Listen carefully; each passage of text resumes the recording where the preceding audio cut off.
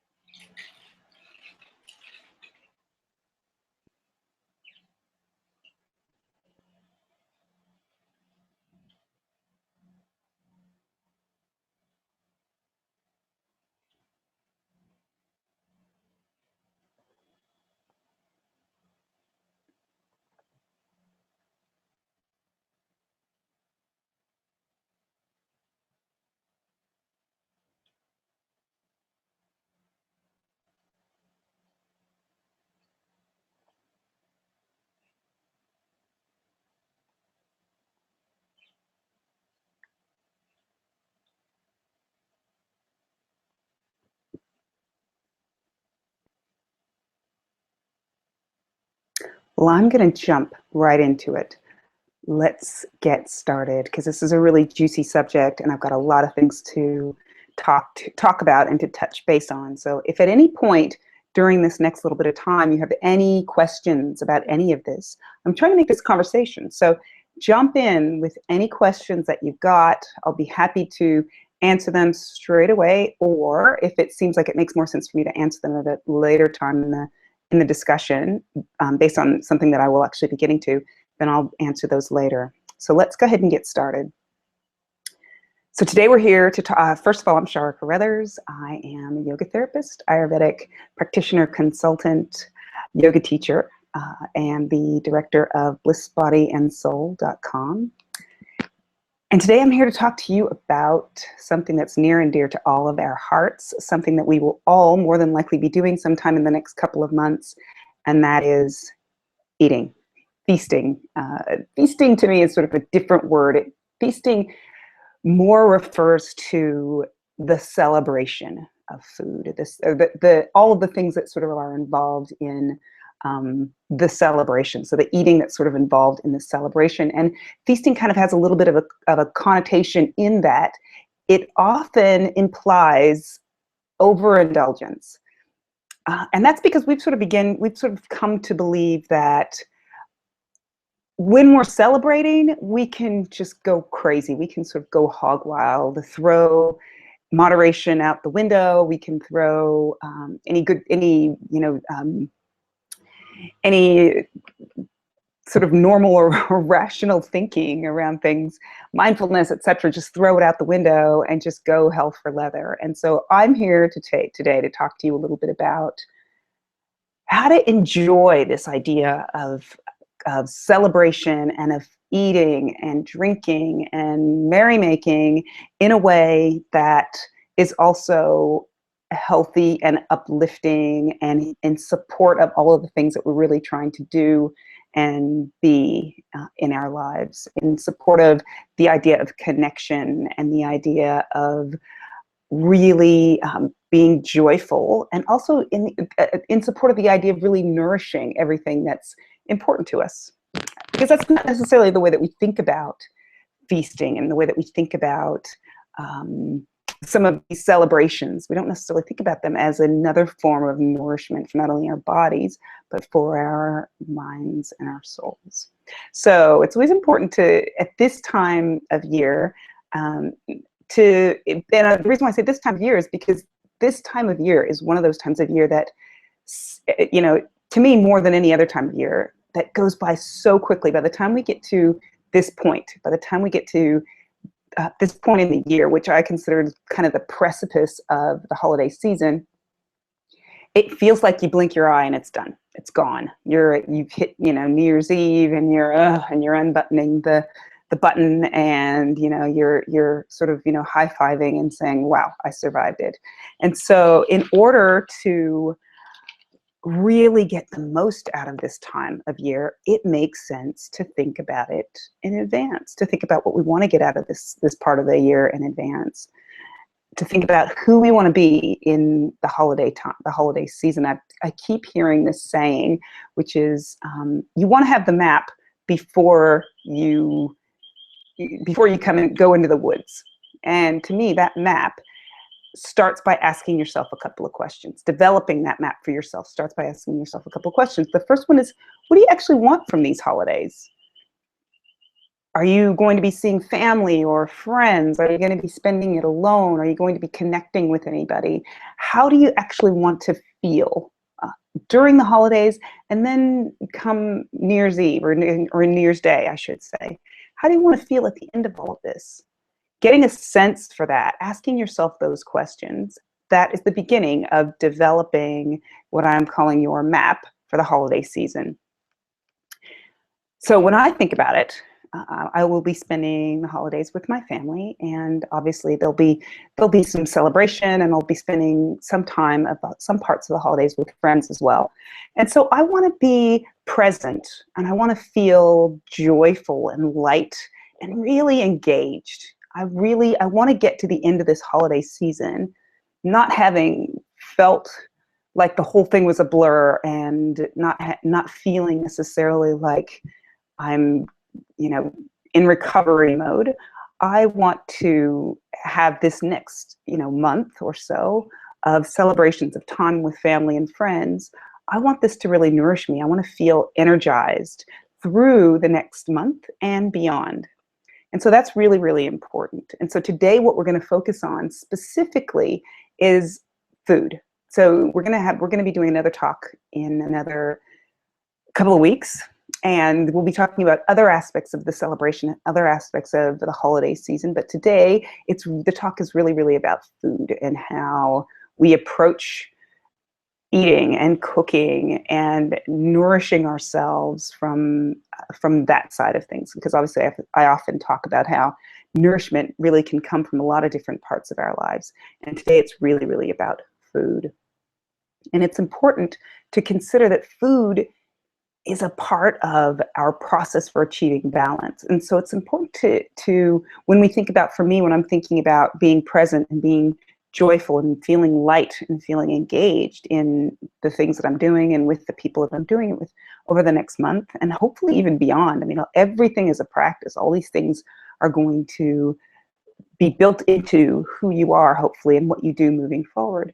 But over the next month or so, when I think about these things, I think, okay, so then how can my interaction with the food that I eat and that I prepare and that I share, how can that support? How can that support my being present and joyful and engaged and light?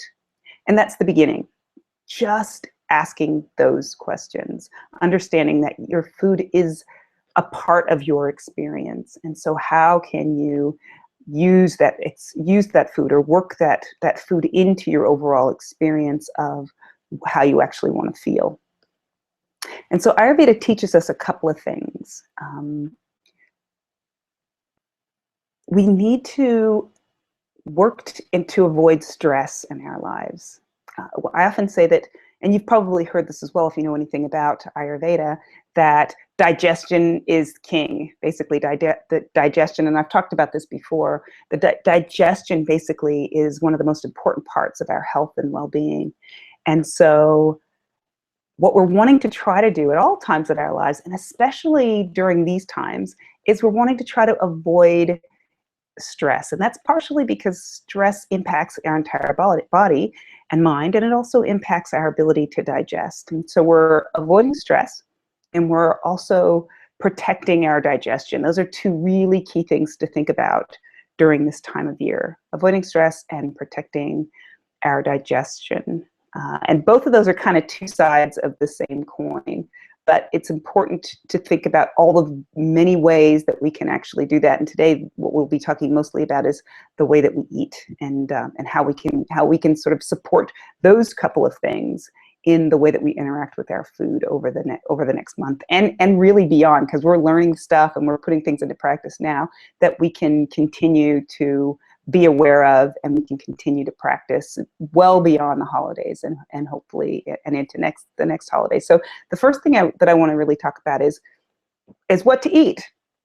So I'm not going to give you recipes. I'm not going to tell you about you should eat this or you shouldn't eat, you should focus on a vegetarian diet, or you should definitely eat meat or anything. I'm just going to try to give you sort of a general sense of what you're wanting to eat. And hopefully many of you have already started thinking a little bit about this coming into the holidays.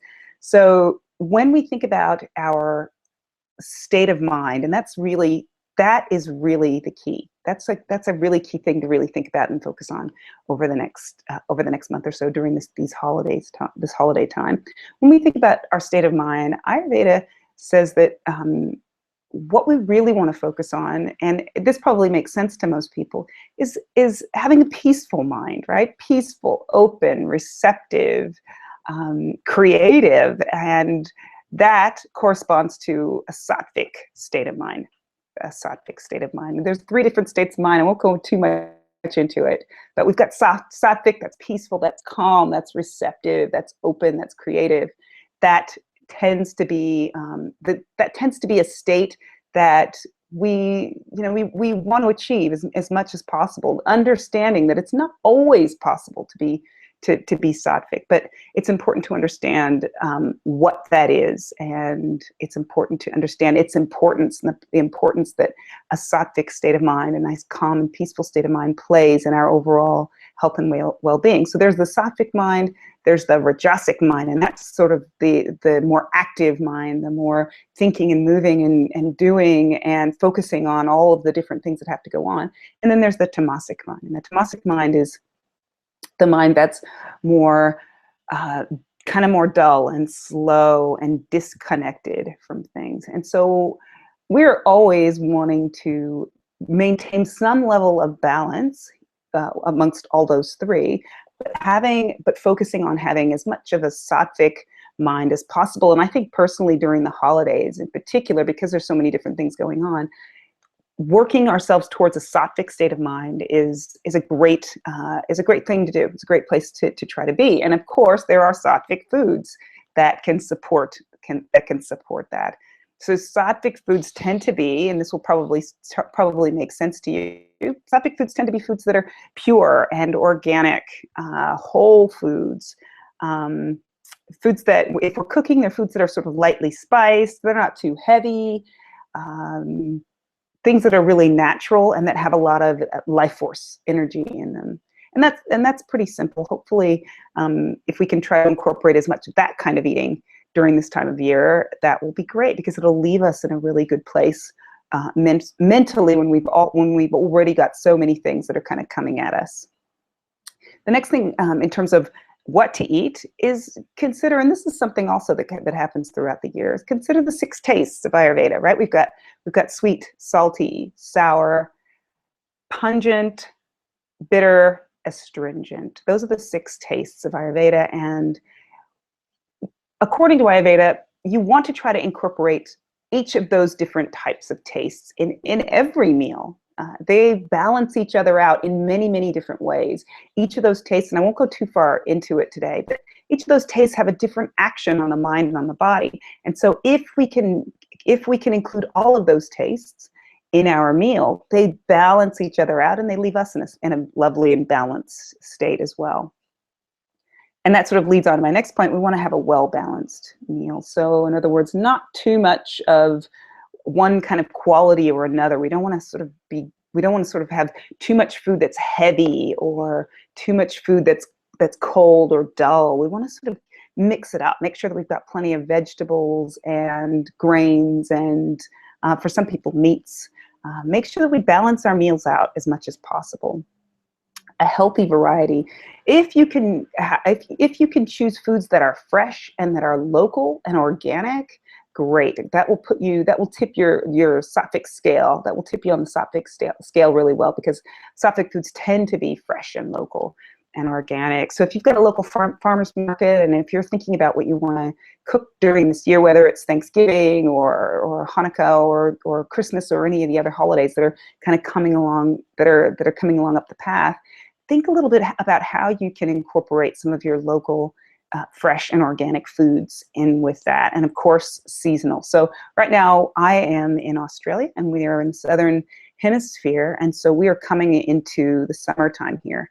So we're going to be wanting to enjoy foods during, and everybody's got their traditions, right, for this time of year. In fact, interestingly enough, a lot of the Australian traditions come from the English from the English sort of heritage, and so they do tend to be foods that are, roasts and various things, even though Australia has sort of worked into the traditional holiday fare some things that seem a little bit more appropriate for the time of year. So things that are a lot more cooling, things that are a lot more refreshing, and things that are a lot more kind of light. So if you're living in the southern hemisphere like myself, you're going to want to be focusing on as much as possible. And it's, again, we have to come straight back to that idea of stressing. So you don't want to stress yourself out around the foods that you eat, really. But if you're living here in southern hemisphere and you're wanting to, you're going to want to make choices around tastes that are sweet, that are cooling, and that are slightly sweet, bitter and astringent. So the bitter and astringent side, that's going to be your leafy greens. That's going to be, your salads, things like mint and cranberries and things like that. Not necessarily all together. And if you're living in the northern hemisphere, then you're going to be experiencing fall and winter time. That's what you're going to be sort of moving through. And of course, that's when you're going to be wanting to make choices for foods that are maybe just slightly heavier, tastes that are sweet, sour, and salty. Those are the tastes that are going to sort of balance out the Vata time, which is the late fall and early winter. And interestingly enough, most of the traditional fare that we usually cook during this time of the year, some of the meats, some of the root vegetables, some of the heavier foods, the stuffings, and casseroles and various those sorts of things. Those sorts of things do kind of more suit the calming of Vata. So we sort of have traditionally are already building those things into the diet. So remember, if you have any questions about any of this while we're going along with it, feel free to go ahead and throw those questions in, and I'll be happy to answer them. So just a quick summary of what we want to eat. We want to try to go as sattvic as possible. So sattvic meaning fresh, pure, local, organic foods, and even just buying those things and incorporating those things into the dishes that you normally cook. Because I know, excuse me, I know having grown up in a family that we had lots of cream, lots of canned stuff and things like that, canned green beans and cream and mushroom soup and all those sorts of things. Think about even how you can make some of those traditional dishes using fresh and local ingredients. That's a great thing. So Sattvic food, we want the 6 tastes: sweet, sour, salty, bitter, astringent, and pungent. We want to try to include all of those tastes into our diet or into our food. We want it well balanced. And we want to try to go as seasonal as we possibly can. And I think I sort of touched on that. So as far as what I want to tell you about what to eat, that's as far as I'm going to tell you. That's as far as I'm going to tell you about what to eat. And I think, this time of year is the food around this time of year is really important for people, because it may be foods that they don't normally eat during the year, and they may be cooking, and they may have some emotional attachment, or some emotional thinking around what they cook. And so, they might always make, grandma's pie, or they might always be making, Auntie Joan's, casserole or whatever. And so we want to consider how we can embrace this time of year without stressing ourselves out. And if those sorts of foods are the kind of foods that feed you emotionally this time of year, then I personally really support you continuing with those things. And there's lots of other ways that you can sort of balance those things out as well, if they tend to be foods that are heavy, or that are perhaps not necessarily what you might consider to be the best kind of thing for you to be eating on a regular basis, because in many ways this is kind of a special time of year. And so it's important to think about how we can balance things out over the entire holiday season. So the next thing I want to really talk to you about is how to cook. And this is short, and this is something that you can really incorporate into the way that you cook, not just during the holiday season, but during the entire year. Start and finish with love. That is a really important thing. I personally, and I can imagine just about anybody who cooks for their family on a regular basis, is guilty of getting in that kitchen and just getting it done, getting the cooking done, cooking whatever you need to cook, just so that you can get it finished, get people fed, and get the job done. What's really important when we think about the foods that we eat is that we think about the fact that it is nourishing. It is meant to be nourishing for our minds, our bodies, and our souls, and not only just for us, but for the people that we're preparing the food for. And so when we think about that, it's really important to consider what goes into the food. And by that I mean not only the ingredients that go into the food, we talked about that already, I'm talking about the energy that goes into the food. So we want to think about what this food is about for us, what this food is about for those we love. For many people, myself included, cooking is an act of love. I cook things for my children and for my husband and for my friends and family. And so it's important to embrace that when you're actually going through the process of cooking, of preparing the food, and of serving the food. It's really easy, especially this time of year when there's so many things to cook, there's so much to prepare, there's so much work that goes into it. It's really easy to allow this process of preparing and serving food to deplete you rather than to nourish you or to energize you. And really that comes down to your choice, the way that you choose to have this experience be. And so what I try to recommend for everyone that I work with and everybody that I do cleanses with and everybody that I advise is think about cooking as an act of love, for not only for those that you're preparing the food for, but for yourself as well. So that can often mean taking a moment just before you get started to really think about what this process is all about, and to think about what you're willing to put into it, what you're willing to give to this process of cooking and preparing, and what you're really wanting those that you're preparing this food for to get out of it.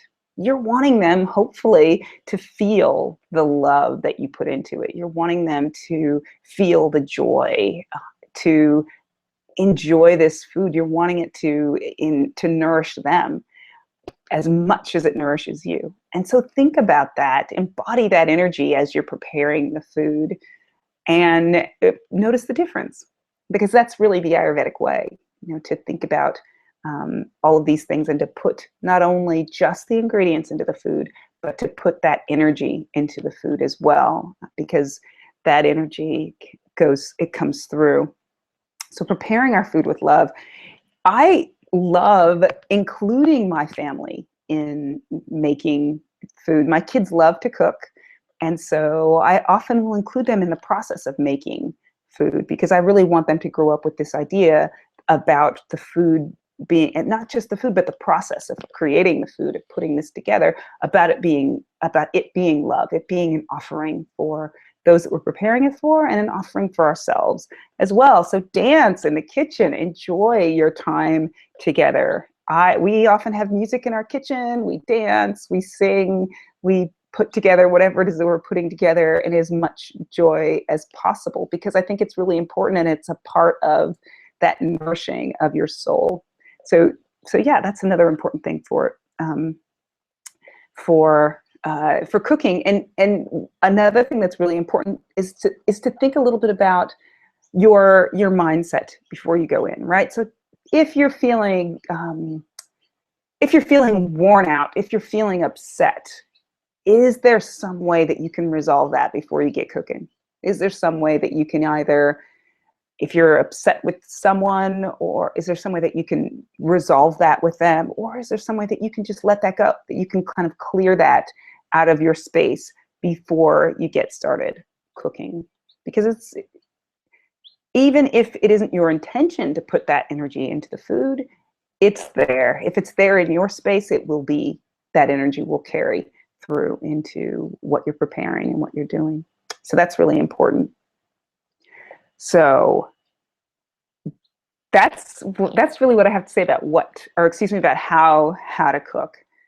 And it's important, always important, to keep going back to what we talked about at the very beginning, to keep going back to how you want to feel and how you want to be this holiday season, and how you want to feel at the end of it. Keep coming back to that. I actually like to create these maps, or these how I want to feel things, as mantras, present, joyful, engaged, light. Present, joyful, engaged, light. And think about those things. Put it up on my wall, or put it up in the kitchen or the bedroom or the bathroom, somewhere that I can continually remind myself, because it is, no matter what, it's constantly a choice. It's constantly a choice. And if we're tuned out, then we don't necessarily make that choice. So that choice always starts with some level of awareness, and having these little reminders around the place is a way, or creating little routines or rituals around just stopping and gaining some level of awareness. That's your way of pulling yourself back and reminding yourself that you can actually make a choice, or that you do actually have a choice. So let's just talk a little bit about feast day, because for most people, they have traditions around how the day will go. On Christmas Day, or Hanukkah, or any of the other holidays. We've got Thanksgiving coming up at the end of this week in the States, and we're actually going to be celebrating that here as well in Australia with my family. So we tend to have these traditions around what happens on the day. And for some families, you start that day with feasting. You might have a big breakfast, and then you might be grazing, and you might be nibbling, throughout the day, or watching, television or football, or, something like that. And so when we come back to that idea of avoiding stress, protecting your digestion, there's a couple things that I would definitely recommend for the actual day. Well, first of all, before the day, you want to think a little bit in terms of avoiding stress. You want to think about, what can I do to avoid stress before the day? What are my triggers? What are those things that tend to stress me out on the feast day? That's the day when you're maybe doing a lot of cooking, or you've maybe got, a lot of family members who are showing up, or tensions might be high, anxieties might be high, that energy might be in the space, and that energy might be affecting the way that everyone around you is behaving. So your family member, your kids, your pets, So it definitely makes sense to do a little bit of thinking around where does the stress come from on the day. And then once you do that, you can actually think about what you can actually do to help avoid some of those things. So that could be anything like doing as much preparation in advance, enlisting help from your husband or your kids or other members of the family for the day. That might be making sure that you get a chance to exercise or meditate on the day. It could be anything. It really just depends. Taking some time out for yourself on the day. I would highly, highly recommend even creating a special routine for feast day. I'll call it feast day. That could be Christmas Day. It could be New Year's Day. It could be Thanksgiving, whatever. Creating a special routine for that day so that you feel like you're being taken care of, so that you feel like you're covering all of the aspects of all of the things that you actually need to do, as well as avoiding stress, because that's really, really key. As I said way at the outset, avoiding stress. So in terms of protecting your digestion on the day, feast day tends to be a day where a few things happen. One, there's a lot of food. There's a lot of food in it, whether you're cooking it all or whether you're cooking some of it and somebody comes in with some of it, or who knows what. Feast day tends to be a day where there's a lot of food. It also tends to be a day where there can be a lot of anxiety, surprises, emotional highs and lows. All of those things impact your ability to digest your food and to digest everything else. And so what you want to do is there's some things that you can actually have control over, and we talked a little bit about that. There are some things that you don't have any control over. And so it's really important to consider what you can do, consider how you can best manage those things that you actually have control over. And that tends to be, from a digestive point of view, that tends to be your own ability to boost your digestion and to not overload your digestion. So let's talk a little bit about how you might start and finish the day based around just trying to do those two things. So basically boost your digestion, you want to keep it firing properly and not overload. So what I would tend to recommend for people on feast day is that you start out light. You start light. So have a light breakfast. Don't necessarily start out, start the loading early. You have that opportunity to have a nice light breakfast. And even before that, I would recommend starting with your mantra. So wake up in the morning, do your exercise or whatever it is you want to do, and just remind yourself of what this day is going to be about for you. Remind yourself of that, because that's really important. So, for me, it might be being present, being joyful, being light, being engaged this day. Start with self-care in the morning. And I talked already about that, whether it's your meditation or your exercise or whatever that is. Give yourself that little bit of energy, that little boost, because that will actually boost your ability to digest the emotions and the thinking and all of those things that will be happening, the ideas and all the different bits of information and things that will be coming at you during the day. So start by boosting your digestion, your bigger digestion, with a bit of self-care. Light breakfast, as I said before, and there's a video on YouTube that's for a yogi breakfast. That's a great light breakfast. Juice is not such a bad light breakfast, depending upon kind of where you are. You don't want to have anything that's going to be too, you don't want to have anything that's going to be sort of too heavy or that's going to be too difficult to digest. And I say juice because for where I am, we're sort of in the middle of, the summer. It's kind of hot. We're not quite in the middle of summer, but summer's coming. So it's going to be quite warm here. So starting out with juice or something light is actually going to be good if you're in the middle of Vata season. So if you're in the middle of the cold in the northern hemisphere, you're going to want to have something light, maybe oats, or as I said, that yogi breakfast, just something light and easy. You want to feel fueled, but not overfilled. That will sort of give you that the ability to sort of sustain your energy, mind, body, and spirit throughout the day and continue to be, at least in my case, to be present and to be joyful and engaged and to feel light.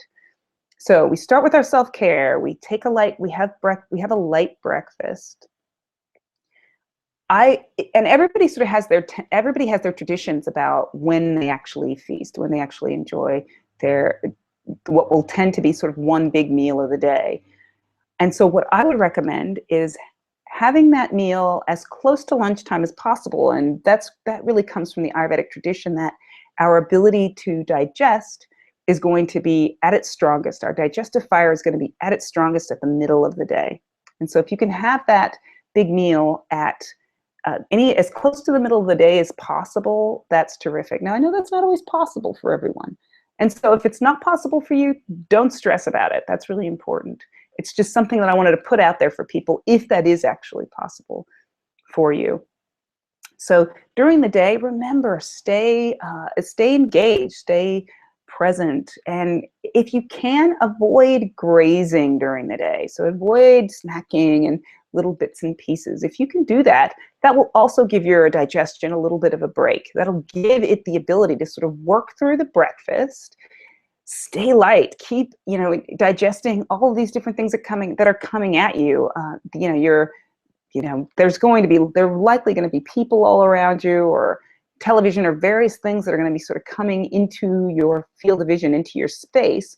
And so if you can keep the physical digestion as light as possible, that will also give you that additional sort of space, or that additional cycles to deal with all the other different things that are kind of coming at you at the same time. So self-care, start light. Try to avoid grazing. Eat in the middle of the day if at all possible. And then will come time to eat. And so whether that's a lunch or a late lunch, or whether that's around dinner time, when you sit down to eat, when you finally sit down to eat, the first thing I will say, and this has saved me so much anxiety, I can't even tell you, simple things save me tons of anxiety. Make sure that everything that you need to have during the meal is on the table or within reach. There's an anxiety to not really being able to relax and be present during a meal because you were realizing, oh, got to get up and get that. Oh, somebody might want a little bit more of that. Oh, I forgot to do this. Oh, so try to prepare as much in advance as possible and try to have everything that you're going to need for the meal on the table. I can tell you, it will give you such an incredible amount of peace of mind during the meal. You won't even believe it. It's such a simple thing. And I actually try to do this as much as possible, even on a regular basis, even on a daily basis. We get everything to the table, we sit down, we relax, we sort of embrace the idea that there is nowhere else that we actually need to be except for right here together enjoying this meal. And so that's a really important thing, because again, anxiety equals stress equals digestive issues. So try to get everything to the table before you sit down, and try to have everything taken care of as much as possible, and enlist the help of people. Don't take all of that on to yourself if at all possible. Again, another way of sort of taking some of the anxiety and stress out of the equation. Once you actually sit down to eat your meal, make it an experience. We have been endowed with 5 senses, right? So you don't necessarily have to touch your food or get in there, but you really, really want to enjoy the sights of the food, the sounds of the food, the smells of the food, the sounds. So that might very well be sort of crunching, or who knows what. If you're eating celery or raw vegetables or something, you're wanting to make it a 5-sense experience. And so really do that. Being mindful during a meal, it's like a whole nother experience. So you will have people around you talking and engaging with each other. And in many ways, that can actually be part of the experience. But as you're actually eating, as you're actually taking the food, chewing through the food and swallowing, consider just being with the food, just being with it. That's a huge thing. you will notice such a huge difference. Just being present with the food can increase not only your ability to properly digest the food, which is really important, it can actually really increase your joy around eating. So try that. So make it a 5-sense experience. Take your time while you're eating, and you've got to really be intentional about this. You've got to really make it your intention before you jump in to take your time, because we have these patterns that we get into, and for a lot of people, the patterns kind of center around, at least for eating, kind of center around getting that food in, getting it done, and then getting ready to move on to the next thing, or getting this part of the day over with. So it's really important just to take your time, and the way that you can do that, something that helps you to do that, is to breathe. Just breathe. Take a moment, maybe even in between bites, or maybe even as you're eating, and just breathe. Really, really just be in the moment. They say the breath is the doorway to consciousness. And so do what you can to breathe, maybe even taking a breath in between bites, just to really enjoy it, just to take in the entire experience. So not just the food, but everything around you. So 5-sense experience, take your time, breathe. Consider your food as an offering of love to your own body. Thanksgiving, and I like to think of all of the holidays, and to be perfectly honest, every single day, as an experience of gratitude. And so for us, at least, when we sit down at the Thanksgiving table, our focus is all about embodying that emotion, or all about embodying that idea of gratitude in everything that we do, and every bite that we take, and every exchange that we have with the people around us. In every action, even the action of sort of passing the food, or serving the food, or enjoying the time with your family and friends and relatives. And that's something that doesn't have to just happen during Thanksgiving. That can happen at any time of the year, and at any time during the holidays. So as in terms of expressing or feeling that gratitude for yourself, think of this food as an offering of love for yourself, for your own body. That's really, really important. And so one of the things that's really key, particularly during the holidays, and it's something that I've started to notice, but also during any time of year, is that food and eating food is an emotional experience. It has an emotional component to it for all of us. And so what's really, really important when you're eating anything at any time is to take a moment and just think about, I like to say, take a moment and connect with what's running your show. What are the emotions that are surrounding this experience of eating? Not even just the experience of eating, but your choices of what to eat. Get present to it. So without any criticism, that's really important, and without any stress, just get present to what you're doing, and why you're making the choices that you're making. Again, with no criticism, and without any judgment whatsoever, because beginning this process of becoming aware and staying aware is really, really key to having this be a part of your experience of food and what it can actually do for you. So that's really important before you start to eat. And those emotional, just to talk a little bit about the pitfalls of eating and of cooking and all this stuff during this time of year, that emotional eating, that's a huge pitfall. That's a really huge pitfall for lots of different reasons.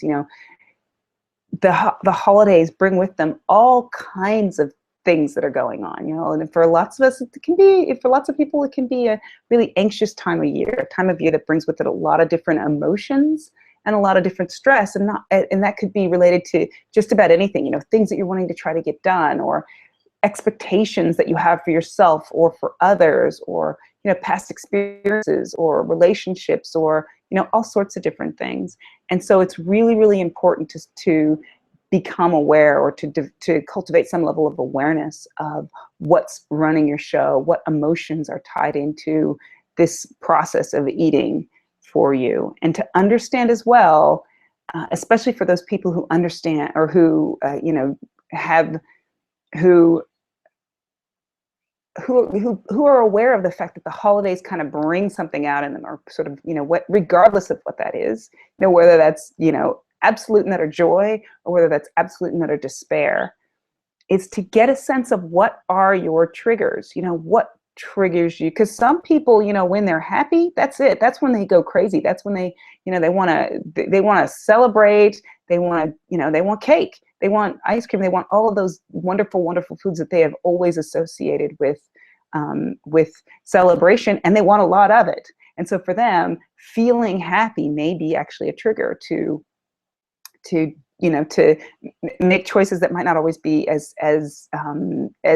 healthy, or even might not always support what it is, or who it is they want to be in their lives. So it's really important to think about, what are your triggers during this time of year and any time of year. Again, no criticism, no judgment. It's just important to maintain some level of awareness of what these things are, because as soon as you can gain some level of awareness around it, you're one step closer to choosing, as opposed to sort of living through your patterns, or having your, you know, your emotions or your past experiences run the show.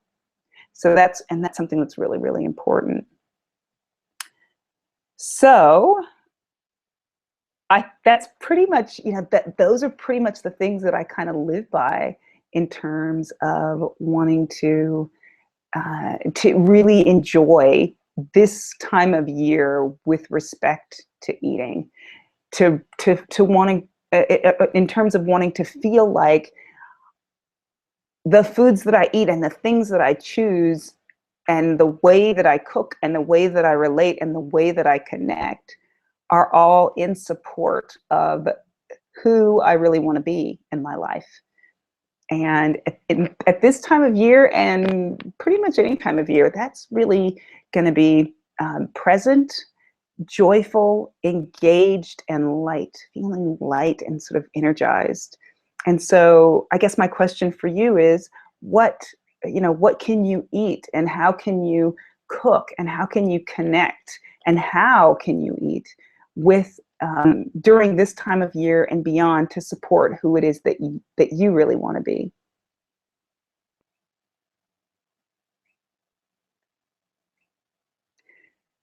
So I'm going to leave it there for now. And I'm going to wish everyone the most fantastic, for those of you who are celebrating Thanksgiving at the end of this week, the most fantastic, peaceful, joyous, present, engaged, and light Thanksgiving ever. We're going to have another talk in another couple of weeks about some other aspects of some non-eating and non-food related aspects of the holiday season, and how you can engage in those things in a way that supports who you want to be during this time of year and beyond. So I thank you for listening in, for joining me now and then. And again, if at any point you have any questions about any of this, feel free to send me a message, an email. You can send that to Shara@BlissBody&Soul.com. You can post questions on my Facebook. You can send me a tweet, anything. You can connect in any way via social media. I'm always happy to answer questions. I get questions all the time. And I'm hoping that you were able to find something in this broadcast that was helpful, and that helps you to have a extremely happy, healthy, and joyous holiday season. Until next time.